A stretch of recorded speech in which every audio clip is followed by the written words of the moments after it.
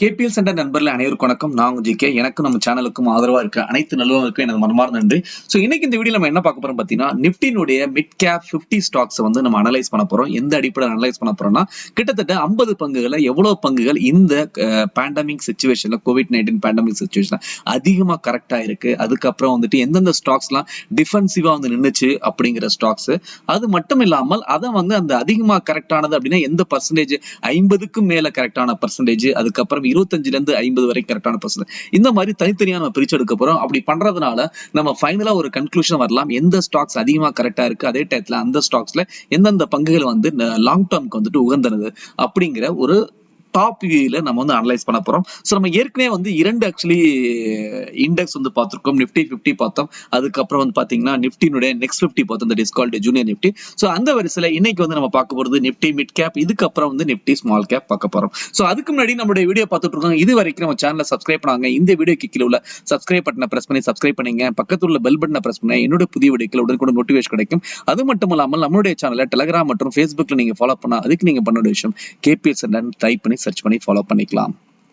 சரி, நான் ஏற்கனவே சொன்ன மாதிரி இந்த வீடியோக்கள் பார்க்காதவங்க, அதாவது நிப்டினுடைய next 50 cheaper valuation stocks, Nifty 50 cheaper valuation stocks, fundamental analysis of Nifty, fundamental analysis of next 50 அப்படி சொல்லி 2 வீடியோக்கள் நம்ம இந்த வாரத்துல போட்டிருக்கோம். அதை நீங்க பார்க்காதவங்க பார்க்கலாம். அது மட்டும் இல்லாமல் இந்த வீடியோக்களை பார்க்கறதுக்கு முன்னாடி இந்த 2 fundamental analysis and long term investment அப்படிங்கிற பிளேலிஸ்ட்டை பார்த்தீங்கன்னா, ஸோ இந்த வீடியோக்களை பார்க்கும்போது இதுல இந்த ஃபண்டமெண்டல் அனாலிசிஸ்ல கொடுத்துருக்க நிறைய தகவல் வந்து நீங்க நம்ம கவர் பண்ணிருப்போம். அப்போ உங்களுக்கு இந்த வீடியோ வந்து தெளிவாக புரியும். ஓகே, சரி, இன்னைக்கு வந்துட்டு எப்பொழுது போல இது வந்து 3 விதமா பார்க்க போறோம். ஒன்னு வந்து the stocks corrected more than 50%, 50 விழுக்காடுக்கு மேல கரெக்டான ஸ்டாக்ஸ் எது அப்படின்னு பார்க்க போறோம். அதுக்கப்புறம் வந்துட்டு இந்த மார்க்கெட்ல வந்து பொதுவா வந்து சில ஸ்டாக்ஸ் வந்துட்டு இன்னைக்கு வந்து சில விஷயங்கள் நம்ம கன்சியூம் பண்ணிட்டு இருக்கோம். அது in terms of telecom, that is internet நம்ம யூஸ் பண்ணிட்டு இருக்கோம். அதுவும் சொல்ல போனா நம்ம வீட்டுல இருக்கிறது அதிகமா இன்டர்நெட் நார்மலா கன்சியூம் பண்றதோட அதிகமா கன்சியூம் பண்றோம். சோ ஃபுட் கிரைன்ஸ், சோ அதுக்கப்புறம் வந்து பாத்தீங்கன்னா ஃபார்மா, மெடிசின்ஸ், இந்த மாதிரி பங்குகளை வந்து இன்னைக்கு வந்துட்டு பாத்தீங்கன்னா இந்த மார்க்கெட்ல மற்ற பங்குகள் இறங்கும் போது இறங்காம இருந்துகிட்டு இருக்கு. சோ அந்த பங்குகள் எது அப்படி சொல்லிட்டு அதோட பெயர்கள் என்ன அப்படிங்கறதையும் பார்க்க போறோம். சோ அதுக்கு அடுத்து வந்து 25ல இருந்து 50%, அதாவது வந்து பிலோ 50% கரெக்டான பங்குகள் எது அப்படி சொல்லிட்டு 3 விதமா பார்க்க போறோம். சரி, அதுக்கு முன்னாடி வந்துட்டு ஃபர்ஸ்ட் மிட் கேப்னா என்ன அப்படின்னு பாத்தீங்கன்னா, அதாவது 5000 மார்க்கெட் கேபிடலைசேஷன்ல 5000க்கு மேல 20,000க்குள்ள வர இதெல்லாம் வந்து பாத்தீங்கன்னா மிட் கேப் அப்படின்னு சொல்லுவாங்க. அதாவது மார்க்கெட் கேபிடல் 20,000 கோடி, 5000 கோடிக்கு மேல 20,000 கோடிக்கு ஆக்சுவலி கீழே அப்படிங்கிற வர இதெல்லாம் வந்து ஸ்டாக்ஸ்லாம் வந்து அழைக்கப்படும்.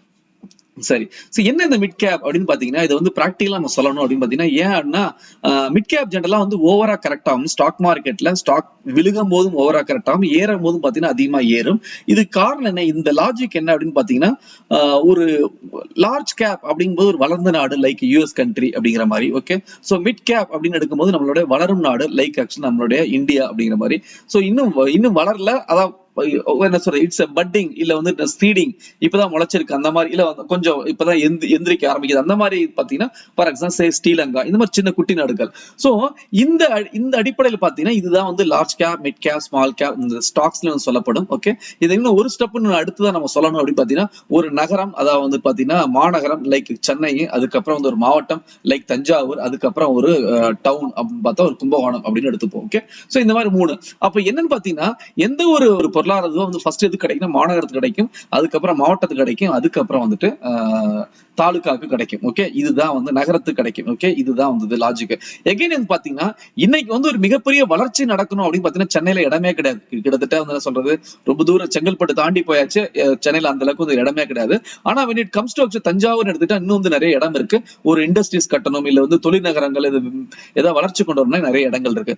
சோ கும்பகோணம் பார்த்தா அதை விட தாண்டி இடம் இருக்கும். ஓகே, இது என்னத்துக்காக சொல்ல வரேன்னா, வளர்ச்சின்னு வரும்போது எது வந்து அதிகமா வளரக்கூடியது அப்படின்னு பாத்தீங்கன்னா, வளர்ச்சிக்கான ஒரு வாய்ப்பு கொடுக்கும்போது மிட் கேப்ஸ், அதாவது இந்த மாவட்டம் இல்ல இந்த நகரம். அதே மாதிரி ஸ்டாக்ஸ்ல எடுத்துட்டீங்கன்னா, சோ இறங்குறதா இருந்தாலும் சரி, ஏறுறதா இருந்தாலும் சரி, மிட் கேப்னுடைய பங்கு வந்துட்டு ரெண்டு பக்கம் வாலட்டிலிட்டி அதிகமா இருக்கும்.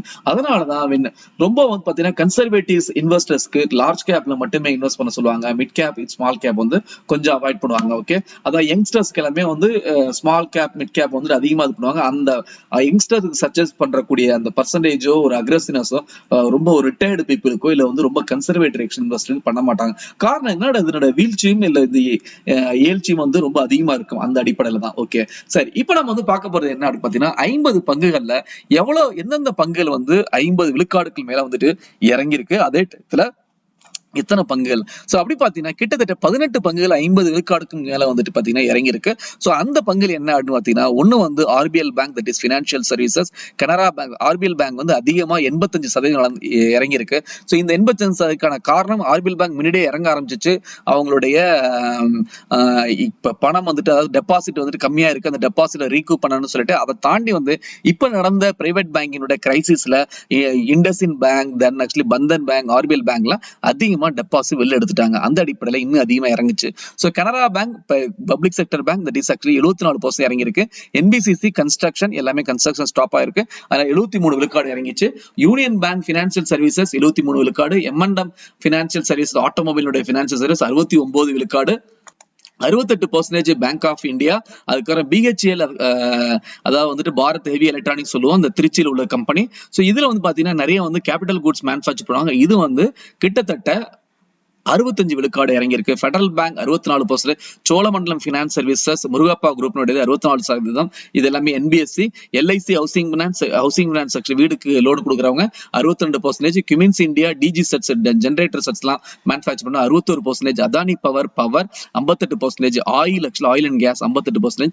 Tata power 58%. Jindal steel 57%. Apollo tyre 55%. Bharat forge 50%. கிட்டத்தட்ட 18 பங்குகள் 50க்கு மேல வந்து விழுந்திருக்கு.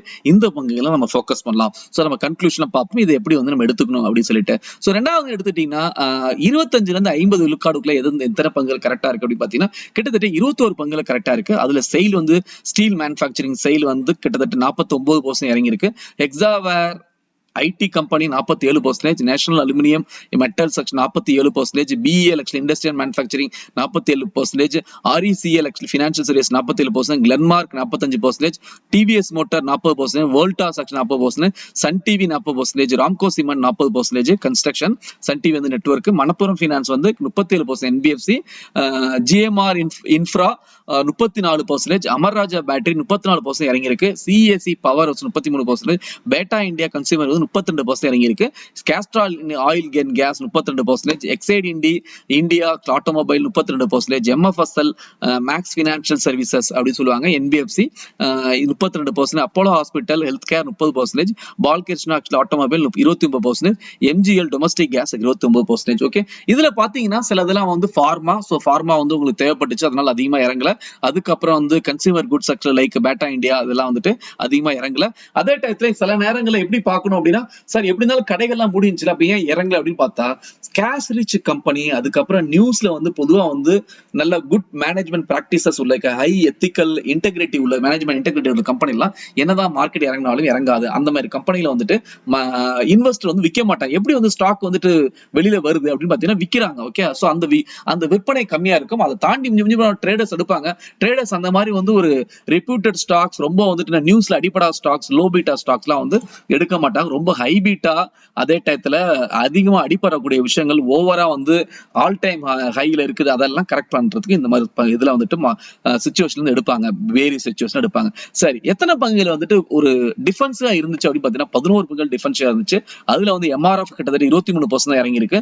Naukri, that is actually IT, Naukri job portal, இவங்களோட மேட்ரிமோனியல் சைட் இருக்குது, ஜீவன் ஷாதி இதெல்லாம் இவங்களோட site. Then 22%, Jubilant food actually consumer goods 22%, SRF actually diversified company textiles, அதுக்கப்புறம் பிளாஸ்டிக்ஸ் இதெல்லாம். சோ இது 20% இறங்கி இருக்கு. எஸ்ஆர்எஃப் வந்து பாத்தீங்கன்னா நல்ல ஒரு growth ஆக்சுவலி ஏறின ஒரு கம்பெனி. முத்தூட் பினான்ஸ் இந்த டயத்துல எல்லாருமே வந்து ஜுவல்ஸ் அடமான வைக்கிறதுக்குலாம் யூஸ் பண்ணியிருந்தாங்க. சோ 18% இறங்கி இருக்கு. Mindtree actually IT 17%, IGL domestic gas 17%, like actually consumer gas and then auto rickshaw அந்த கேஸ்.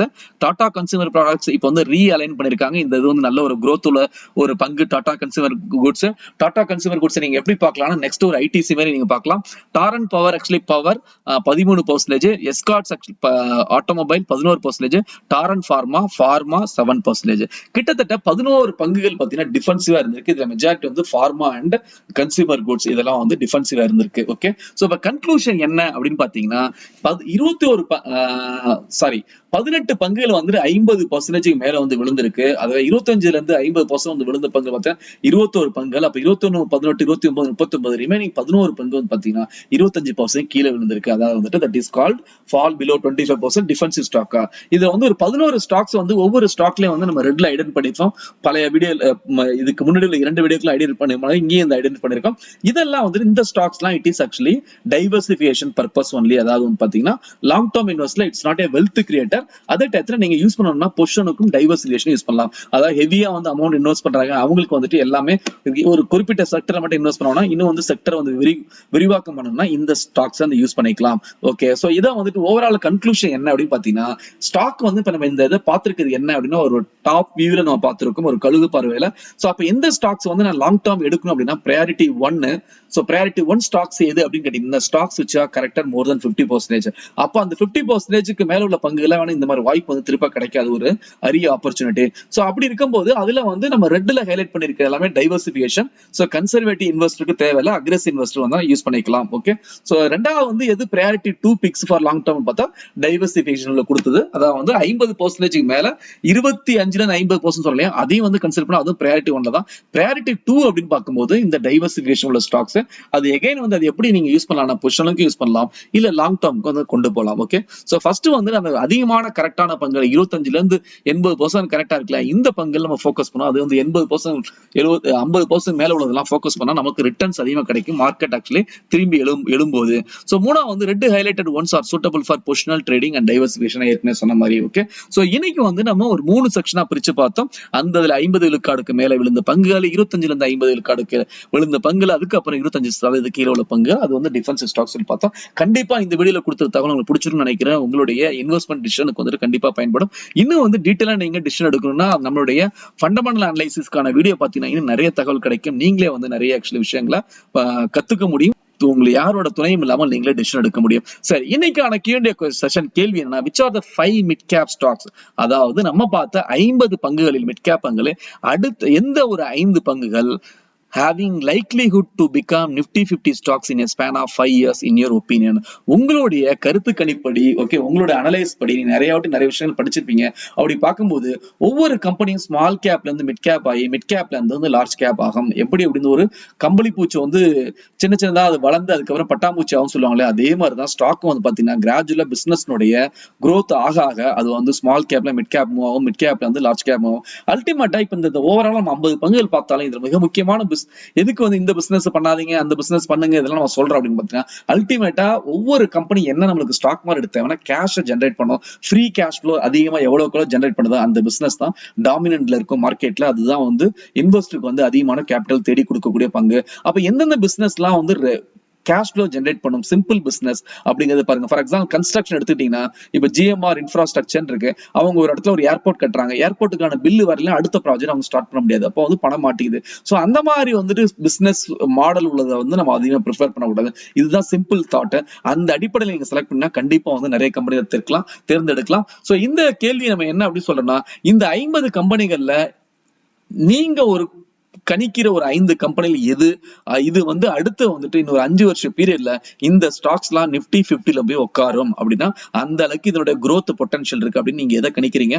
அந்த 5 ஸ்டாக்ஸ் வந்து கீழே வந்து நம்மளோட கமெண்ட் செக்ஷன்ல கொடுங்க. கண்டிப்பா நம்மளுடைய மத்த கம்யூனிட்டி மெம்பர்ஸ்க்கு ஒரு டிசிஷன் எடுக்கிறது உதவியா இருக்கும். மீண்டும் ஒரு நல்ல தவிர அடுத்த வீடியோல சந்திக்கிறேன். நன்றி, வணக்கம்.